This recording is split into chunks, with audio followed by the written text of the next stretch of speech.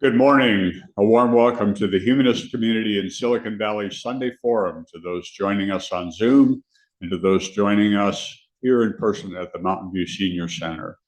My name is Ray Sunbeed, president of the Humanist community. The Humanist community is a chapter of the American Humanist Association. Humanism is a secular and reality-based philosophy of life that affirms our ability and responsibility to lead ethical lives of personal fulfillment that aspire to the greater good. We value freedom, health, happiness, fairness, compassion, and using science and reason to acquire and apply knowledge.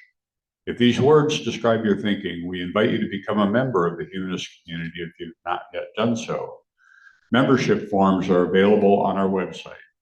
A special welcome to those who are with us for the first time. We invite you to continue listening to our weekly forums and other events. You can find all our events listed on the website. Please aid us in continuing to present these forums by donating to the Humanist community. You can find out how to donate to our organization on our website, www.humanists.org. Thank you, Ray. I'm Alex Havasi. I'm Vice President of the Humanist Community. Okay, today we have Rafa. Did I have that right? Yes, Rafa Escandon. I hope I got that right. And he'll be talking about bioethics, past and present. Since World War II, bioethics has grown as an independent branch of standard ethics. As our understanding of biology, genetics, and therapeutics increases, medical ethics has increasing impact on how we function as a civil society. Rafael Escandon, Rafa, is a consultant for research ethics and clinical research and development, biotechnology industry. Recently, he was Senior Vice President of Medical Affairs. I didn't copy this well. And patient engagement at BridgeBio Gene Therapy. And he worked in global clinical research and development, and has been a patient advocate for nearly 30 years.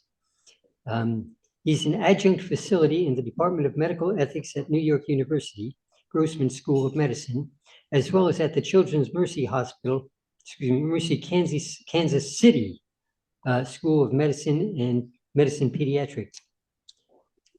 Long title, Medicine Pediatrics Bioethics Center. He is also previously adjunct facility at the University of Berkeley's Clinical Research Management Program, and has been an educator in human rights and justice. So, Rafa. Thank you very much. I appreciate the opportunity to speak with your group today. Just a little bit more about myself. I can share my screen here first and just get the presentation up. Let me know when you can see that. But just a couple of additional words. I'm really so happy to have this opportunity to speak now with the Mountain View or the Silicon Valley version of the group of the Bay Area Humanists. I spoke in October to the San Francisco area group. I lived in San Francisco for almost 25 years, 24 years. I've been now I live on Bainbridge Island in Washington. I've been here since just before the pandemic. So big change, but I spent, like I said, most of my biotechnology industry career in San Francisco. It's a very vibrant biotechnology culture there, and it's been an interesting place to apply new technologies in terms of diagnosis, potentially healing, and even cures that come out of research of the many universities in the Bay Area, and the very rich and vibrant biotech culture that has really. San Francisco was the South San Francisco. If you've seen the sign on 101, calls it calls itself the birthplace of biotechnology, and that's because a company called Genentech was founded there in the late 1970s, and they were the first company to clone the gene or to be able to insert the human gene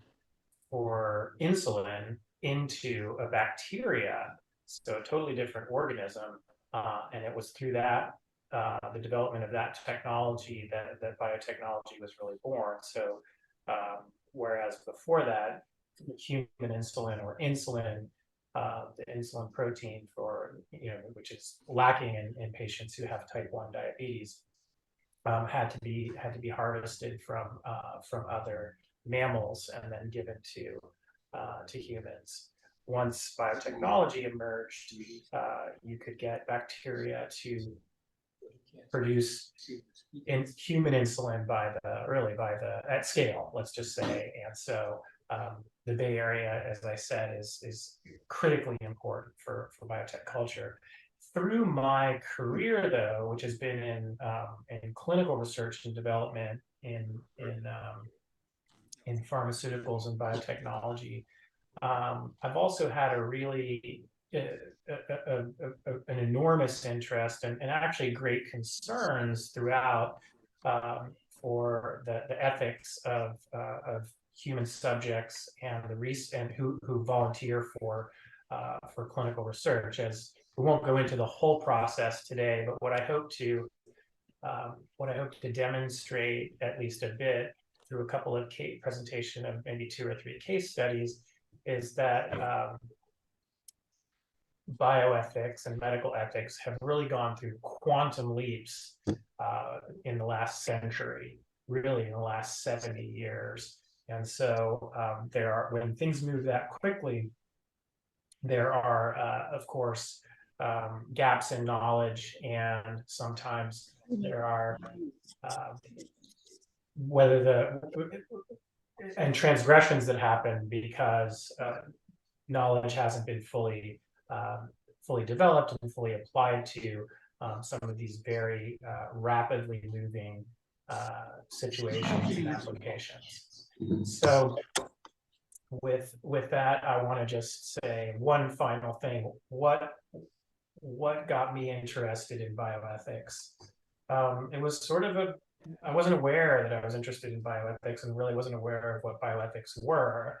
And really what bioethics are is the term has actually broadened a little bit. It first started as medical ethics, but what we found, which this next slide illustrates, and I'm sorry for how small it is here, but it's a very broad field now, not just applied to medicine, but if you go to the center of the ring here, there are some major categories that are, both they both overlap and they are somewhat mutually exclusive, but there are the bioethics and the ethics of animals, food, and the environment. Obviously, we talk a lot in social discourse about beginning of life and even end of life issues, health and society, data and technology, and then research, that's actually my area of expertise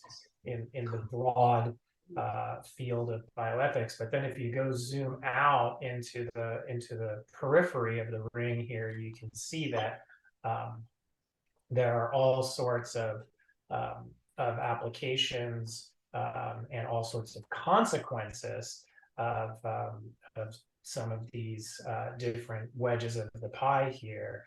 And so a lot of these categories that ring the outside of the diagram here are problems or issues that have to be addressed or have emerged as a result of gaps in knowledge from the quickly emerging discipline of bioethics. So much more than just medical ethics. It's truly this nexus of where biology, technology, research, and really sort of societal beliefs emerge, or in some cases collide with each other. So before I go to the next slide, I just want to finish the story of what got me interested in bioethics. And really it goes back to the fact that my father was, he just celebrated his 90th birthday. So it was really, it's an enriching experience to spend time with him. But he was, by profession, he was a neurosurgeon. And I'm the middle of three sons.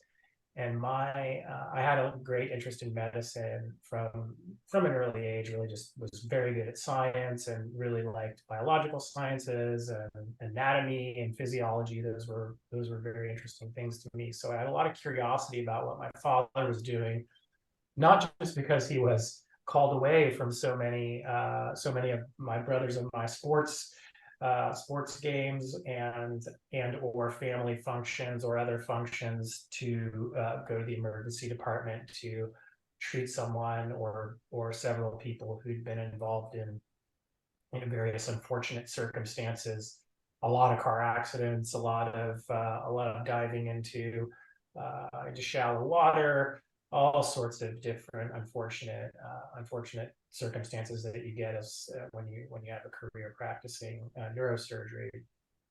But as I got older and became a teenager, my father was able to get permission for me to come with him to the emergency department once in a while.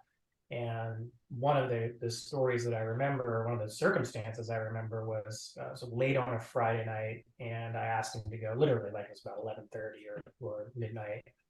And I asked him to go with him, and it was, there were three patients that he needed to see. Two were in one car, one in the other car, and they'd had a bad collision. And it turned out that one of the single patient was a drunk driver. And so I just remember standing in the bay of the emergency department, and my father going from individual cubicle or room to room to room to examine these three different patients, and all of them had different types of injuries. All of them were, as it turns out, not immediately life-threatening, which was great, but they were severe enough that all of them, or two of the three of them, needed a surgery, and all three needed to be admitted to the hospital. But what I also remember from that circumstance was that my father, walking between seeing each of these patients, but there was I grew up in Maryland, and so there was a Maryland state trooper in the standing just outside the doors to the emergency department. And every time my father came out, he was trying to get my father's attention. That made an impression on me. And I thought, okay, this is strange. And so finally, when my father was taking time to document some of his impressions and talking to some of the other physicians and nurses that were there about what his plan was, once he was finished with that, I asked him, I said, well, I can smell the alcohol, everyone knows. And he's like, yeah, there's a drunk driver involved. And I said, that policeman really wants to talk to you out there. And he says, yes, I know that's not uncommon. And my very immature sense of justice said to me, well, I mean, shouldn't this person be prosecuted for drunk driving, sort of on the spot here? Isn't there something to be done? And in talking with him there, and then much later in detail about it, he said something to me that was really important. He said, my responsibility here is to take care of these patients, and it's not within the purview of what I have to do here to adjudicate and apply consequences in the motor vehicle code, even if I believe that one of my patients was in the wrong here. Very likely, in fact, that's the case. But my duty is to treat these patients as the individuals that they are, not with the baggage that they may bring. here. And that always stuck with me because I think in order to be a passionate but dispassionate practitioner of whatever discipline, but especially in medicine and healthcare, that was a really important lesson, a lesson for me, and really piqued a real curiosity in bioethics for me. It wasn't until later that I got formal training. Ultimately, I studied biochemistry as an undergraduate, and then got a PhD in cardiovascular physiology, and then did a postdoctoral fellowship that was applied to adult heart failure, which actually is what got me into research and development in the pharmaceutical and biotech industry. And then it wasn't until later that I went back and got both a master's and then a doctorate in public health and public health ethics. So that's my story about bioethics. But as part of that process, you learn how and in what ways the discipline has really emerged. And as I said, it's really been over the past 70 years that the discipline has paralleled technology and has moved from being called medical ethics to this great beyond here on the slide that you see, and it will continue to new applications of technology come up, biotechnology come up all the time in there, not just relating to medicine. That ethics will, artificial intelligence is one, for example, that's really getting a lot of discussion at the moment, and these technologies will continue to emerge, and we need to be able to apply fundamental ethical principles, but also tailor those principles to what you see around here at the periphery of the ring, where these are the intersection of our societies with some of these concepts. So that's the basic background. I hope that's helpful to everyone. I just want to put this slide up to give you a little bit of a background on research. And this is a page, it's looking a little gray or a little bit yellowed now after quite a few years here. This is actually one of the figures in my doctoral dissertation. Rafa, Yeah. can you hear me? Yeah, could you make your slides full screen? They're so busy, they're hard to see I here. keep trying, but it's not working. Can you I'll try again here. Yeah, you can just go up, see that little picture that's up in the upper left?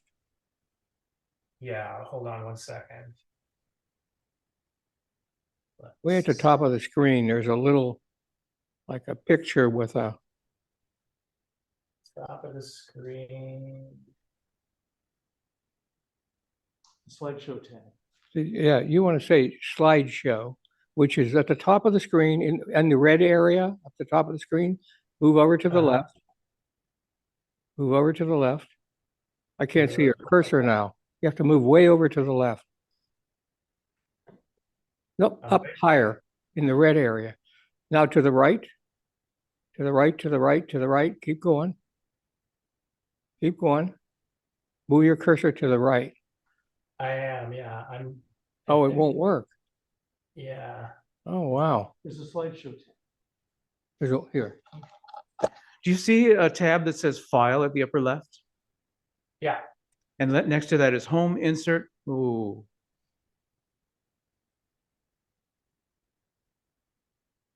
Escape.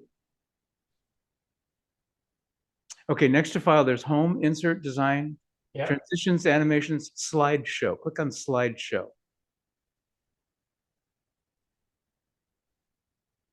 In the upper left-hand corner, see it says file from the beginning? Oh, that was file from the current slide. See it there? Unfortunately, the Zoom bar, let me try. The Zoom bar is in my way here. Let me move that down to the slideshow. And then. That's good. That's the one. Yeah, right there. Click it. Whoops. Not that one. No. You went too far to the right. Yes, Two to click the. that. It doesn't work either. Wow. Tell me if that's coming up. It's coming up on mine, but that's what I tried earlier and it wasn't working for whatever reason. We'll give it a while. Oh, I guess it's not working. Stop Okay. sharing. Stop sharing. Okay. Okay, now start your slideshow.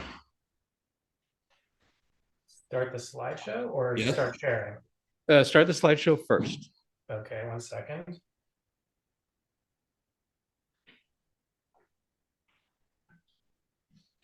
All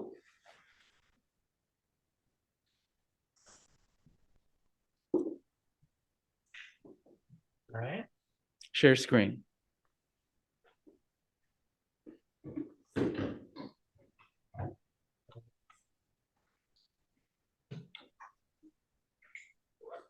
It isn't letting me.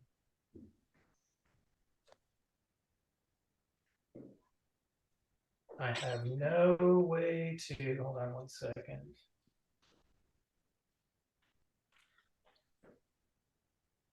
Yeah, it's just not letting me get at any of the Zoom controls.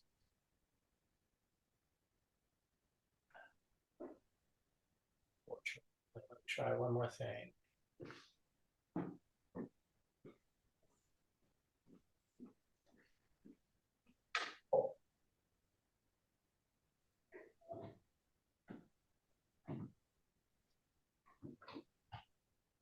Yeah, it's really not letting me, I can't toggle.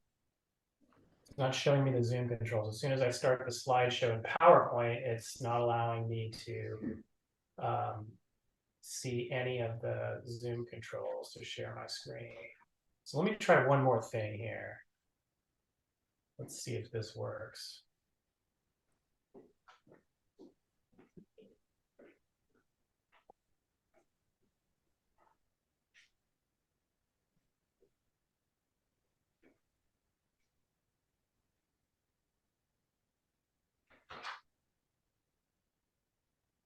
Perhaps if you minimize your PowerPoint, then the Zoom will show up again. I can try that. Let's do that before I share here.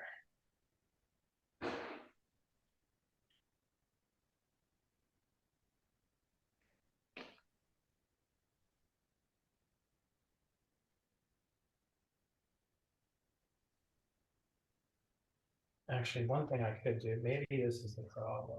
I have 2 monitors going, so maybe this will solve the problem here. If I only have 1 monitor going. Yeah.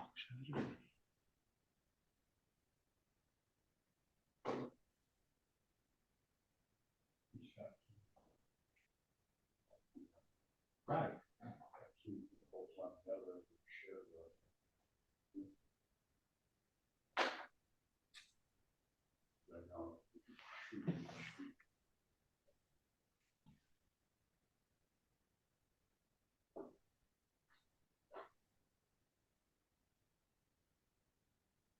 It just doesn't seem to be working. I'm sorry. Yeah, sorry we interfered. Go ahead and do it your way.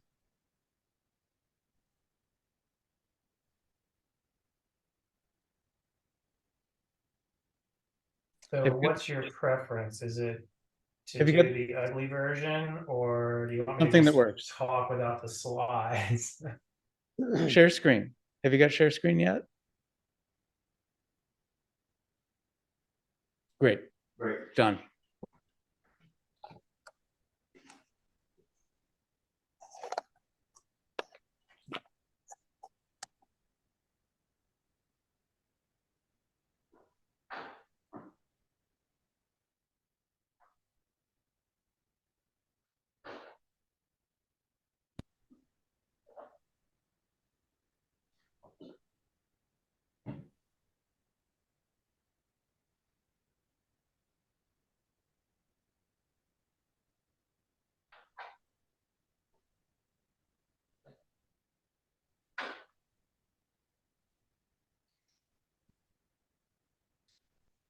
Yeah, now things are all a little bit discombobulated, but tell me what you see. We see the first slide.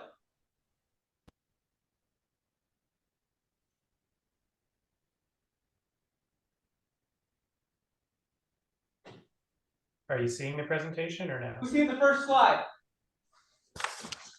Is the microphone on? I'm not hearing Here. anything. It's not. We see the first slide. We see slide number 1.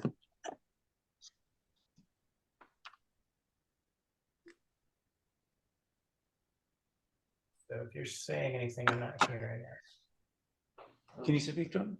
Is that on? Yeah, he said we're seeing the first slide. That's what we see when you share screen. We see it not full screen, but the first slide. Can you hear me?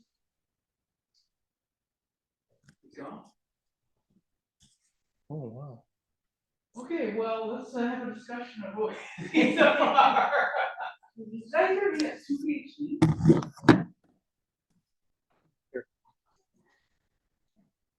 Goes back to Alex, huh? It would explain the ability to use the sound.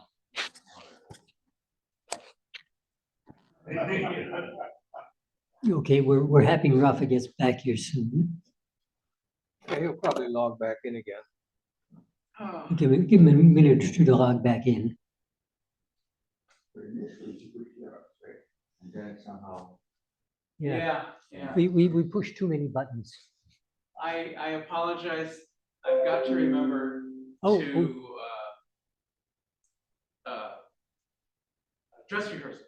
Always have to have a dress rehearsal, and that means everything, even showing the slides, even in slideshow Is it? mode. He's not even, oh, here he is, waiting room, admit. Was your art exhibit well received? Huh? Was your art exhibit well received? I think so. He went. Oh, all right, all right. All right, he's back now. Congratulations. I saw you on Facebook. Did I say it was out? Still on? Can you all hear me now? I can't. Yes, and we see your picture on the bicycle. Welcome back. And again, can you hear us? Unfortunately, he's not he's not a presenter, co-host now. We're going to have to make you a co-host. Can you make him co-host? No, I can't. Done. Okay. All right, go for it now. Share your screen. You can't hear. Just sit down, please. Can you hear me? Now I can hear Well, you. Can you hear me? Yes, we hear you. Yeah, so can you share screen now? You should be able to do it now. Yes. I also, another option is I did send the presentation to Zev.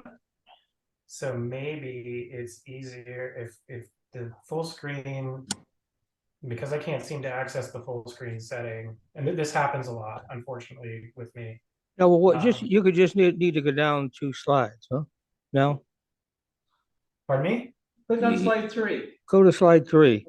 Okay, yeah. Done it. Use page, I think it's page down. There you go. Click on it. Yeah, it's okay. Yeah, There, there we let go. me know when you can see it. We can see it. Good. It's a beautiful slide. Okay, so should I continue? Yes, please. Okay, so I only put this slide up just to show you that that bioethics, in terms of examples, is really clustered in the 20th century. There were some research projects that are famous, but that were done in humans starting really in the beginning of the 18th century, that we have well documented. But it was really, in terms of interventions, not until the late 19th and early 20th century that we started working on applying potential new treatments and understanding clinical diseases in humans in the 20th century here. So I think that, and then beyond, of course, and the problems have gotten more complex, and the transgressions have gotten more and more,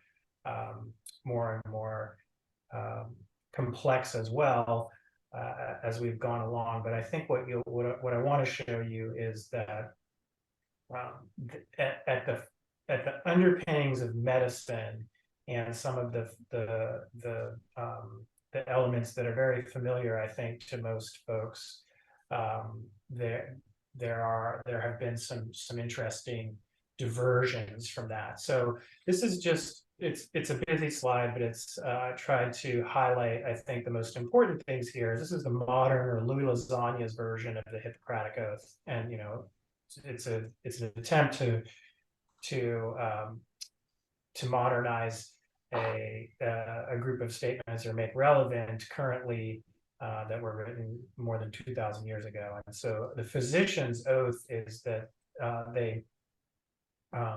they really promise to respect the prior work and the scientific work that has been gained by their predecessors. They really their duty is to benefit the sick and those who need to be aided, and they promise not to fall into some to cynicism or really arrogance, the twin traps of overtreatment and nihilism. They also really respect, are required to respect the privacy of their patients, because that involves trust. And they also tread very carefully with the knowledge that belief systems are different in matters of life and death. So if you think back to the pie wedges of this slide that I presented a couple slides ago, it's really important. This was adapted in the 70s, by the way. And then also they're very careful to report and to not confuse their role, even though it's one of great power, that they do not have deity type qualities or knowledge. So there's a bit of humility that's interjected there. I think that I really like this next piece, which is again, it's a responsibility to the patient, not to symptoms, not to data, not to diagrams and trends that they see on a medical chart. And so they really have a duty to treat the patient as a human being, as a whole. And that is something these days, certainly, that it's very, very difficult to parse, because we practice something called evidence-based medicine. All major treatment guidelines for major diseases are based on, as much as possible, scientific data that have been gained and acquired through clinical trials and good research. And those guidelines are meant to be applied uniformly, so that patients are treated, have the best opportunity, and are treated with the most current and emerging technology that's been proven. The oath, of course, is to continue to prevent disease when they can, because prevention is preferable to cure. And I think then the sort of final element that I have that's often forgotten, but that is just critically important, is that the physician is reminded that they are a member of a society, of civil society, and that they have special obligations, not just to folks that are well, but perhaps to folks that are suffering from diseases and disabilities, that they need even greater compassion and representation through the physician's recognition of those disabilities and their ability to help them and cure them. So that's what a physician has signed up to do, the modern version of the Hippocratic Oath, but the elements were all there 2,000 years ago. And so I think, you know, as you start to apply more modern philosophers on the sort of fundamentals that Aristotle put down, which were that, you know, every man has the right to flourish, and that this flourishing is a part of our shared humanity and and serves the interests of everyone, sort of an all boats rise kind of a concept, which I really love and is fantastic. Then, as you know, as we move through history here, more modern philosophers, Immanuel Kant, John Stuart Mill, John Rawls, not in any particular order here, but as you start to apply ethical principles to medicine and to medical research, they become extremely important. Kant is one of my favorites, and certainly one that was extremely relevant to clinical research, and a lot of the work that I did in my bioethics dissertation was that, you know, this concept that no man should use another as a means to an end. And so if you think about, for example, a power differential between physician or academia and an individual who is ill or suffers from some disability, that is something that is paramount and really shouldn't be forgotten. Kind of on a little bit on the flip side of that is John Stuart Mill's well-known philosophy or concepts that about liberty, and that individuals ought to be free to do as they wish, unless they cause harm to others. This concept of you know, you can swing your arm as widely as you like until it touches my nose, and that's a concept I think that really played out quite a bit with the pandemic and with various mandates and the controversy that has, you know, ensued in our society since then. But that this is really Mill's concept is that, you know, government should interfere when it's for the protection of the society. And so that's an area where there's a lot of difference of opinion. And I think politically, we could probably do a whole presentation or have a whole discussion about that. But from a public health perspective, Mill's real point of view, I think, was to say that in certain circumstances, government institutions have while they do respect individuality, there are limits to that when the hazards of when that individuality can cause hazards to the greater society. And then John Rawls is really his work and his body of contributions. And this is by no means a fully inclusive list. There are, you know, many luminaries in basic ethics, but also that apply to bioethics. But John Rawls really makes the point of justice, which also comes up, which means really just distributed justice, a fair distribution of the social goods. And so whether that's a vaccine, or whether that is access to healthcare, or whether that is some other component of this nexus of biomedical science and availability to all, is a really important concept to keep in mind as well. So as you think about how to make decisions in ethics and how to apply ethics to various situations, not just in medicine, but uniformly across some of these real difficult circumstances or sort of conundrums that we face in everyday life. There are really a few basic tenets or a few basic approaches. One is this concept of deontological ethics. So whether it's a Judeo-Christian idea of, these ethics are characterized by a belief that certain acts are moral because they conform to or obey, in this case, I just chose the Ten Commandments, whatever, but it could be any sacred text, if you will, that includes ways to behave or how to organize a civil society. And then consequentialist ethics are, so again, for deontological ones, it's just, this is the code, you follow it. If you are in conformity to whatever the code is, whatever elements of the code, then that's the right way to go. Consequentialist ethics are really much more,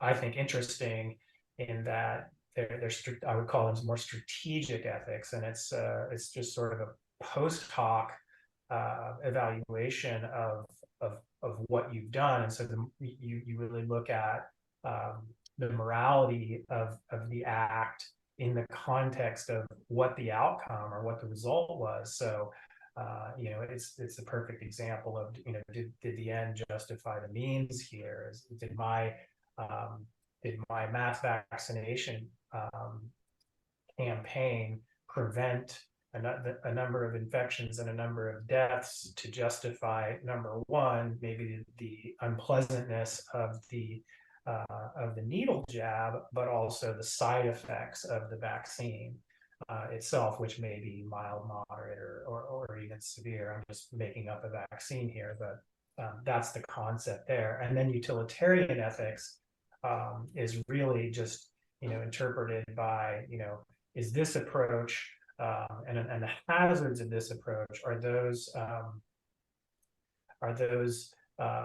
more likely, you make your decisions based on your ability to help the most number of people. And the concept of triage is in the emergency department, for example, or on the battlefield, is really an example of some of the best examples of utilitarian ethics. Okay, I've got 10 patients in the emergency department, and there are 3 of them who I know can wait for 6 hours to be seen.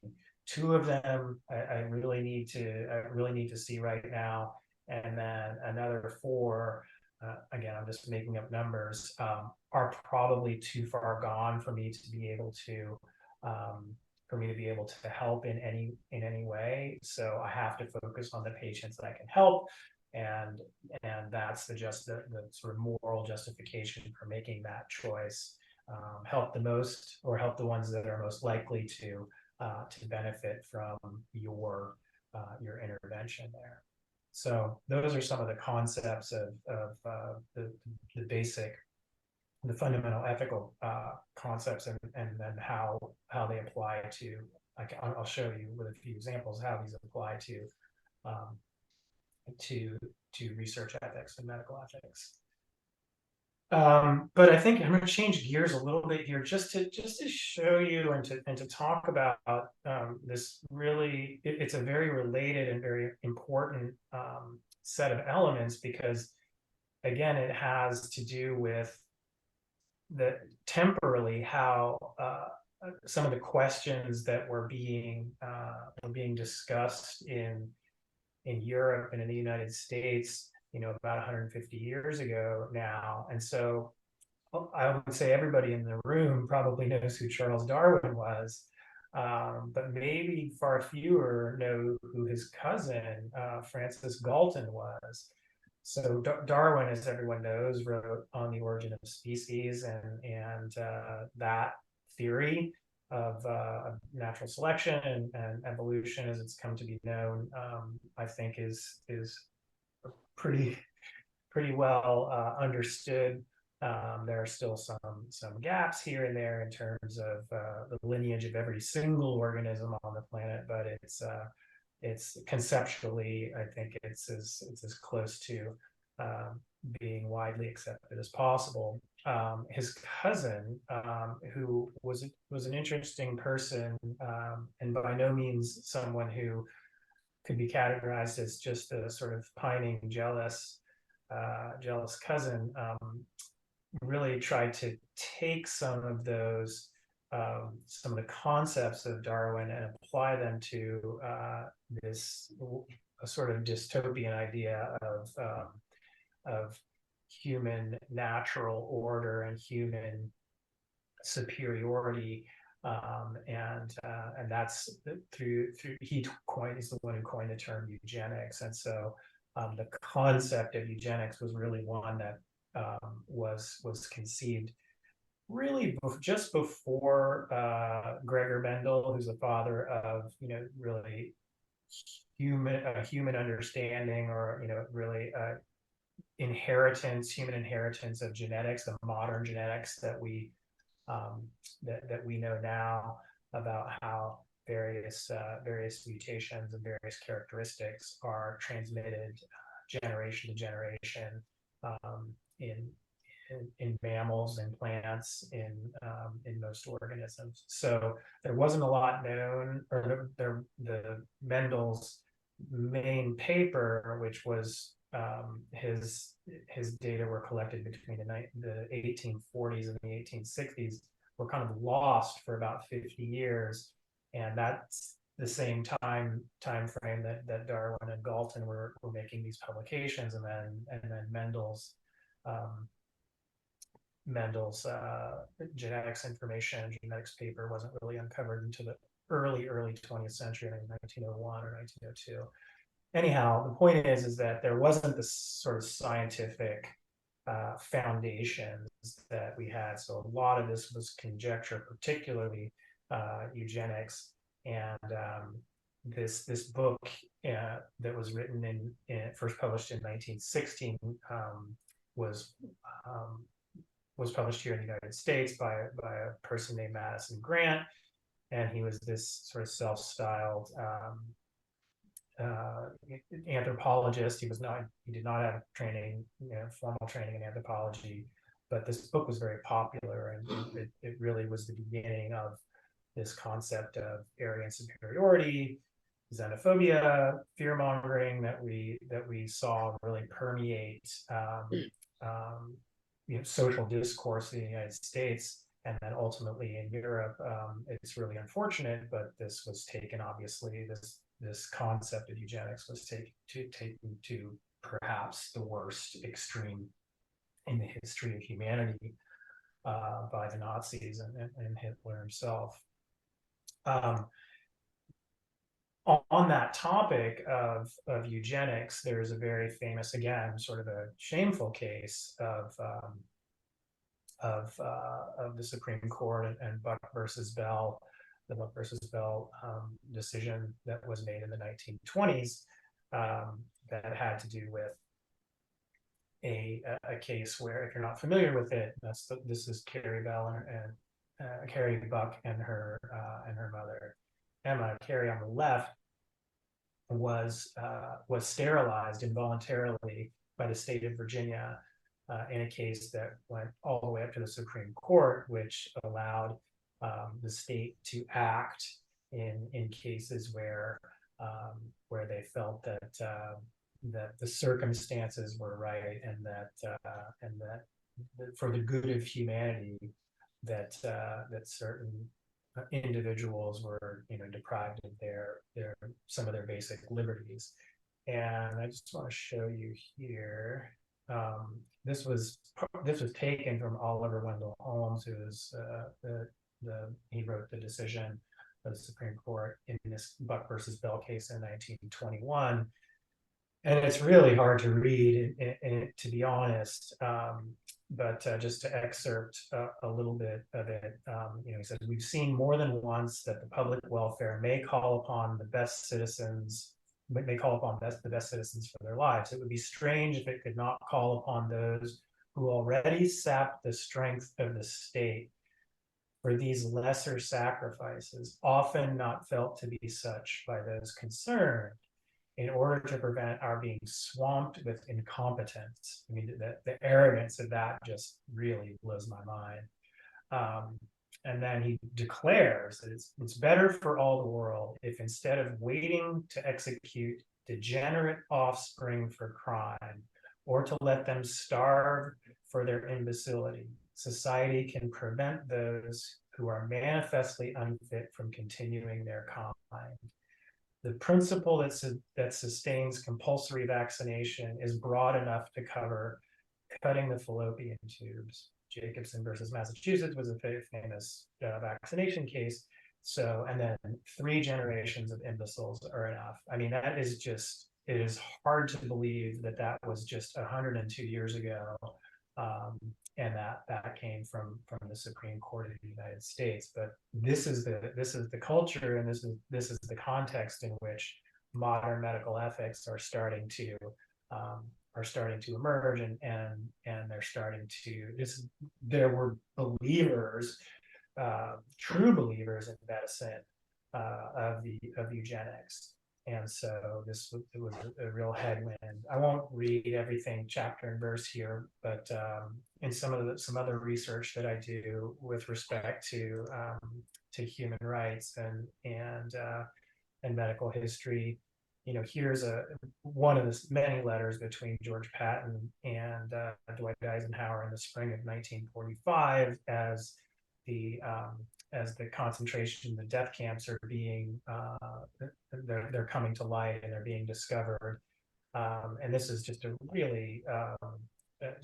really compelling letter that I'd never seen before in a lot of my, even though I've done a lot of research on this, from Patton, that says, boy, if you were here earlier and if you thought the one camp was bad, we found an even worse one. And this is just really a lot worse than we thought, and we really need to record this for posterity. I had read and came to believe that it was purely Eisenhower who was the one who demanded the press, but here it's very clear that General Patton was pretty responsible for understanding the level of atrocity that they were witnessing.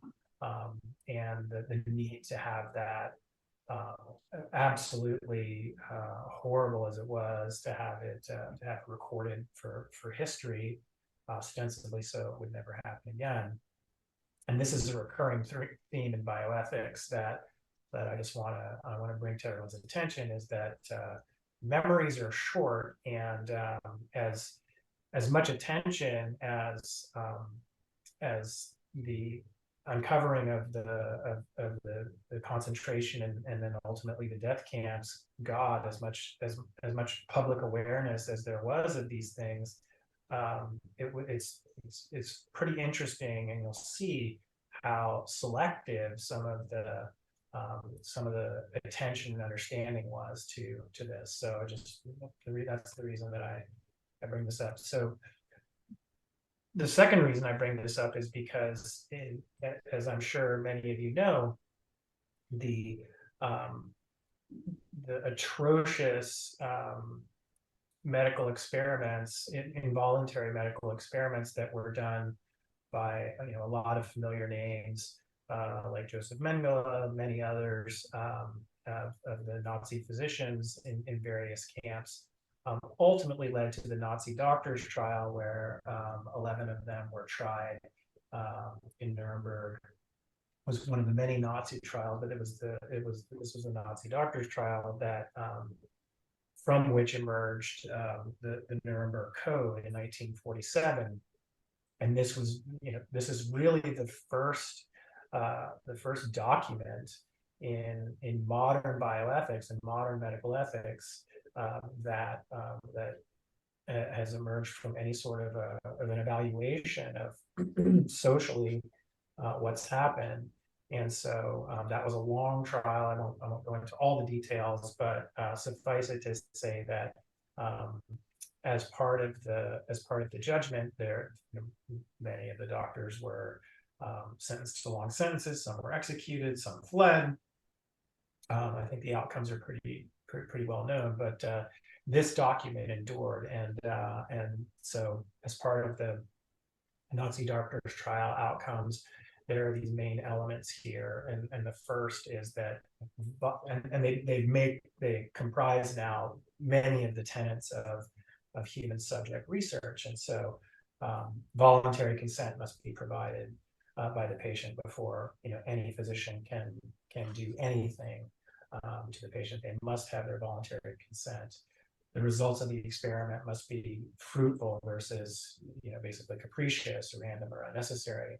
The design of the research must be based on previous well-documented or well-conducted research in animals or in humans. And I think you can also see some of the threads to Louis Lasagna's modern application of the Hippocratic Oath here.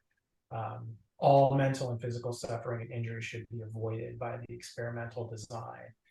It's amazing that these things need to be said and codified, but this was the context of the Nuremberg Code, that the transgression of the Nazi doctors was so severe.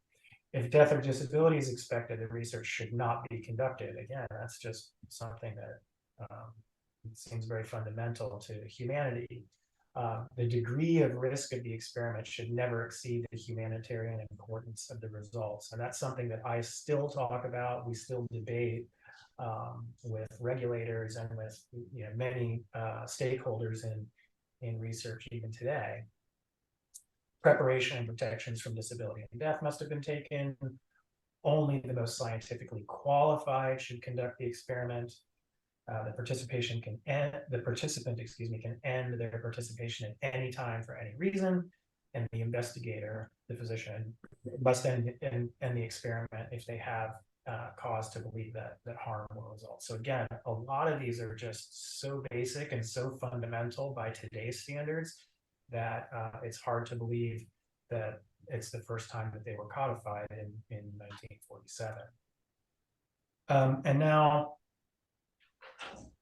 this article, which I think many, and I would say as well, is probably the most important article in modern bioethics, because again, it's an evaluation of what had happened and what was happening. Fast forward to 1966, so basically 20 years after the Nuremberg Code is laid down. Harry Beecher, who was a physician anesthesiologist at the Massachusetts General Hospital, chief of anesthesiology there, published this article in the New England Journal of Medicine in 1966, titled Ethics and Clinical Research. And it's been, it's known as Beecher's bombshell. And to me, the first time I read it,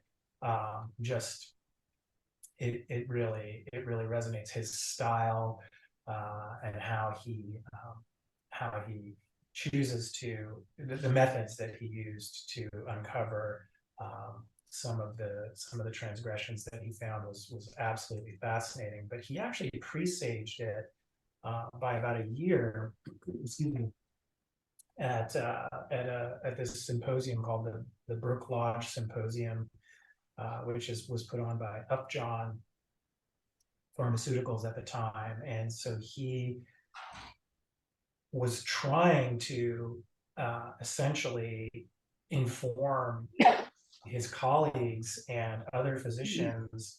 And you have to think about this, I think, in the context of the times. This was all before I was born, but if you think about the doctor-patient relationship, and you think about the doctor-to-doctor relationship, again, this God complex and this concept of paternalism was pretty prevalent. So here's Beecher going to a conference with a bunch of other physicians saying, we're not doing very well, and here's the evidence that I have. I have examined 100 consecutive studies that were published in the Journal of Clinical Investigation, still a very top tier journal, and I've found that a minimum of 12 or that are highly unethical or questionably ethical studies just in that sample. And then ultimately he compiled 50 or so references from other government funded, again, all published clinical trials or studies that involve human subjects. And he submitted originally to the Journal of the American Medical Association, which at the time, in the mid-1960s, was a bit more prestigious than the New England Journal of Medicine. I think that's changed a bit, but they roundly said, no, you're not gonna. Don't publish that. So he took it to someone he knew. I wouldn't call them friends, but this is a whole nother story in and of itself, to Joseph Garland, who was the editor at the New England Journal, who, against the reviewers that reviewed the submission, he agreed to publish it. Now I think, got Harry Beecher to moderate the tone a little bit, cut down the number of studies, and down to 22 examples. And then the other very important thing was that which I think showed some real savvy from Dr. Garland, was, look, we're going to fact check these, but it's going to be too much if you name the individual authors of each of these 22 examples in this study, because it's so explosive. And so, Excuse me, how many more slides do you have? I'm just wondering how much time we've got. Oh, okay, yeah. I have a few case studies, but with the last presentation, the last time I stopped short after the first one, so to allow questions. So I'll really try to. Okay, thank you. Move quickly. So Beecher's ultimate statement here is that that consent was a real problem. Evidence is at hand that many of the patients in these examples never had the risks of the studies that they were doing satisfactorily explained to them, and it seems obvious that many weren't even given the knowledge that they were research subjects at all. And so he ends with a quote there by Pope Pius XII, which is, I think, very important, that science is not the highest value to which all other orders of values should be subordinated. So that's the basic. Those are some of the basic tenets that I wanted everyone to think about, and then to try and apply here in some of the examples that Harry Beecher included in his bombshell case. So I'm going to focus on the one in blue, Willowbrook, which is example 16, but there are also some very famous, otherwise famous examples. But just in general, what were some of the major ethical concerns that Beecher raised? Well, there were informed consent, as I just mentioned, was one of the big ones. This general idea of respect for persons, this general idea of paternalism, or a God, really kind of a God complex, and then why are we doing this? Are we hurting people when we're doing this? And who's paying for it? And that the who's paying for it part has become more important as time has progressed, and it's drug and biotech companies that are really sponsoring and paying for the research. Just a quick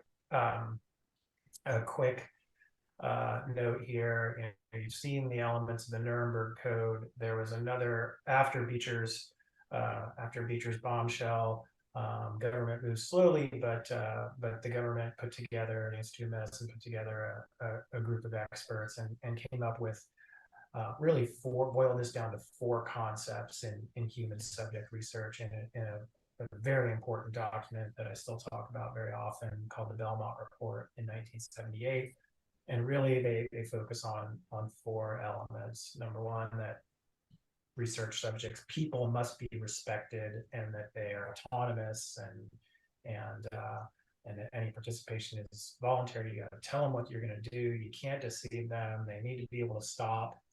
And then also, everything you do to a human in the context of research, can't must be designed for some sort of a benefit, whether it's a direct or an indirect benefit to humans.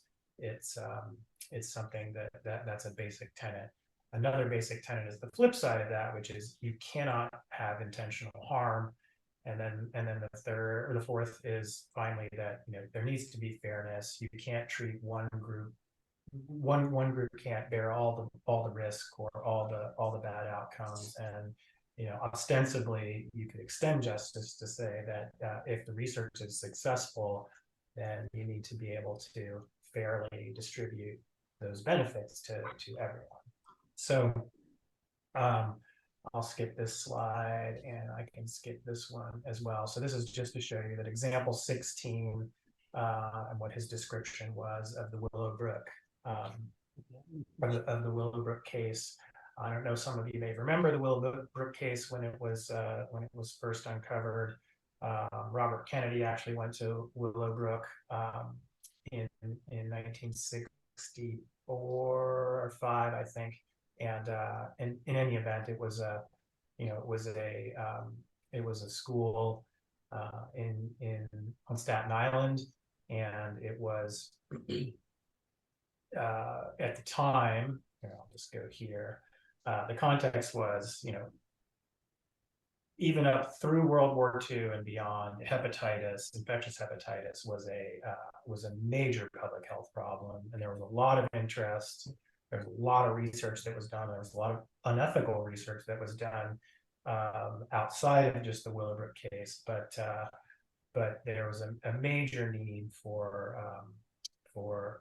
understanding and control of hepatitis, in the decades preceding this. In the mid-1950s to the mid-1960s, as many of you may know, the social convention was to institutionalize developmentally disabled children.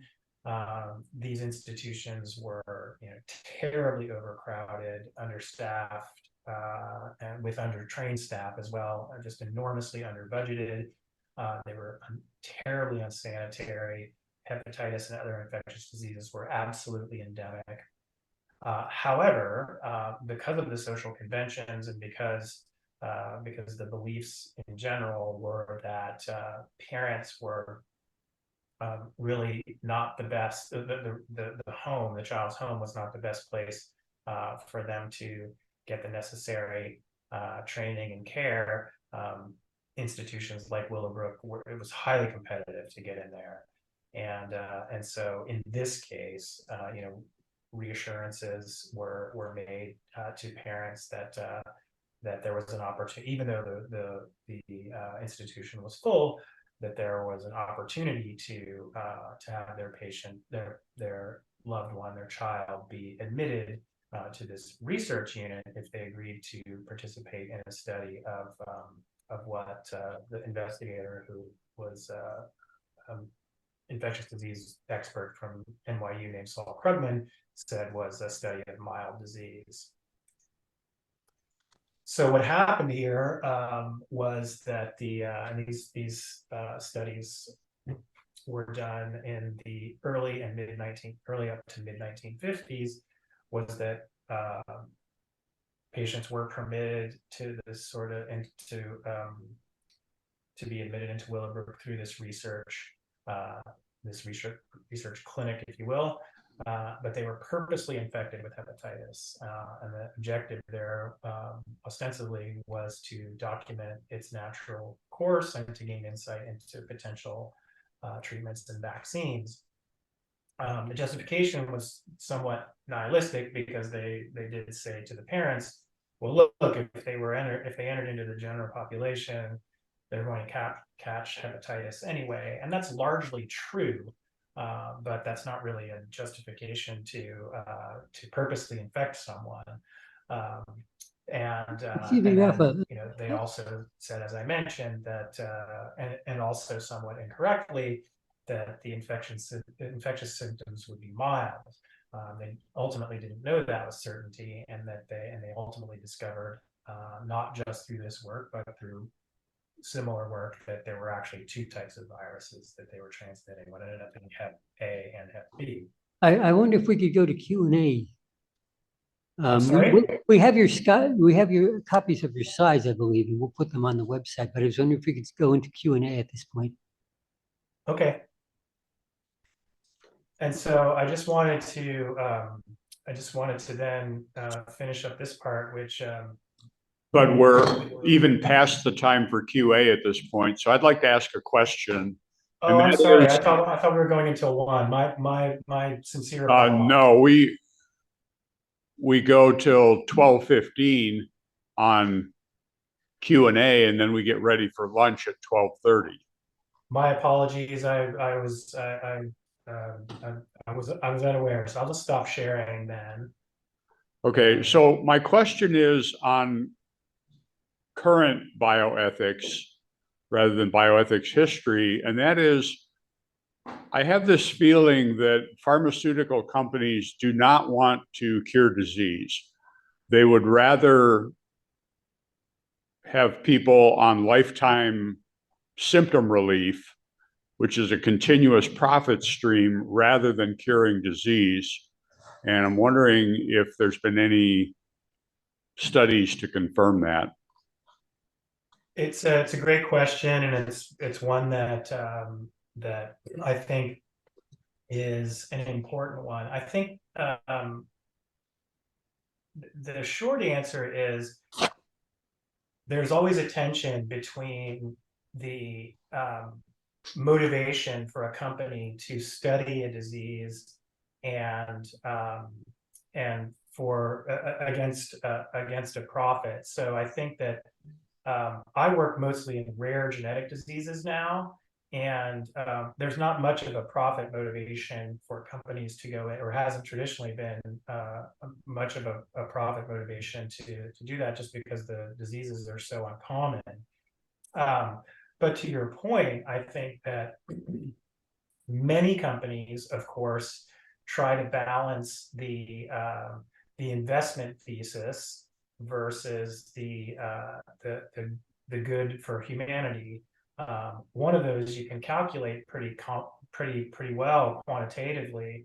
The other is really dependent on people with a social conscience and saying, yeah, okay, well, if you're saving lives or if you're prolonging lives, then the opportunity cost is worth it. So I think just like in any other industry, you know, the calculation of cost of goods and profits is done. The big difference here, and this is what I say all the time, is that you're talking about human lives here, quality of life, length of life, and I think that makes it very different than computers or TVs or tires or cars or anything like that. So it's a great question. It's a hard question to answer. I'd be reluctant to generalize, but there's no question that some companies are much more profit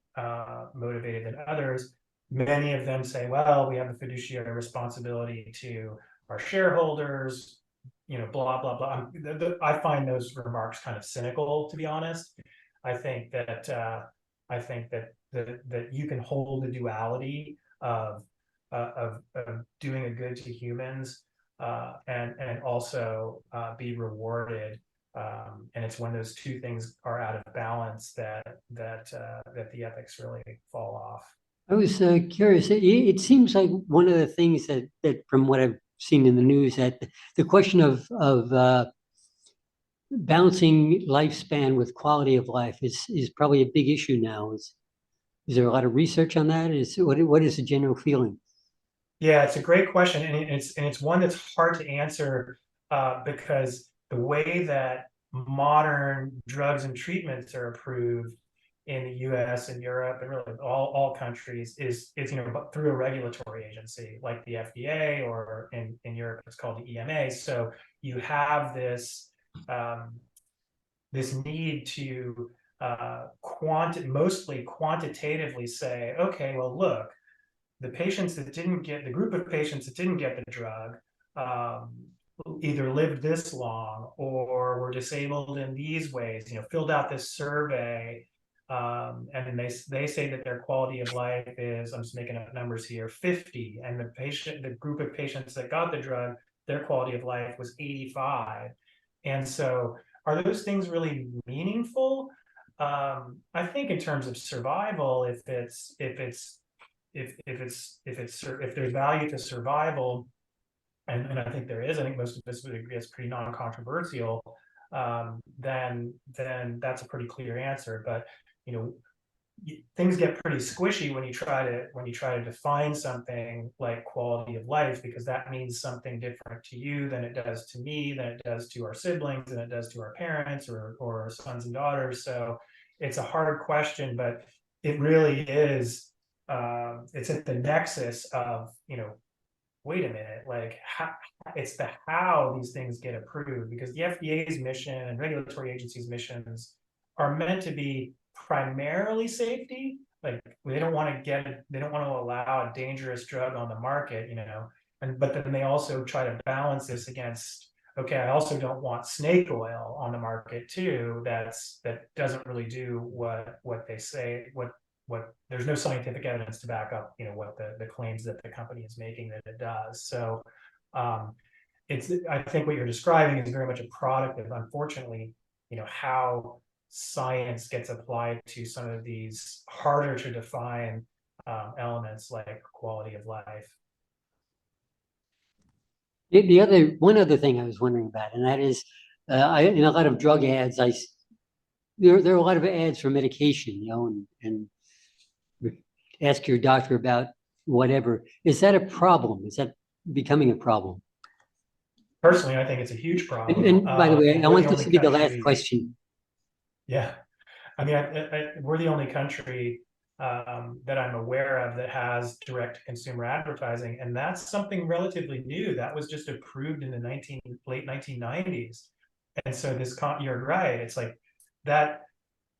I'm not a lawyer, but I think the legal basis of that is a really odd decision, which is, these products are only available through prescription, and that's the judgment, and to write that prescription, that's the judgment of the physician, your physician, who has given you a diagnosis of some condition or another, and then to bring in this other third party or this other entity to say, oh, well, yeah, I have this condition, so can I have this? Or I think what you're pointing out is that it also, do I have this condition and should I be on this? And even if I don't, why aren't I on this? And so I personally find that to be like a very slippery, coercive slope. Okay, well, thank you very much. Yeah, And, sure. And I'm really Good sorry. to do I thought I had until 1 o'clock, but I'm happy to come back and present more Okay, case studies. But all of this, everything that I was talking about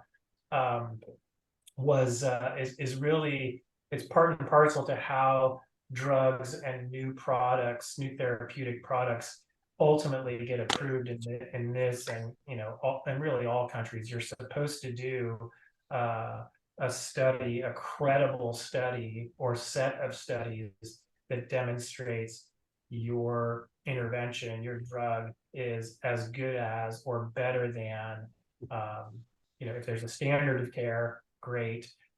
If there's not a standard of care, if it's a new indication, then you have to show that you're better than nothing, or better than whatever the patients normally have.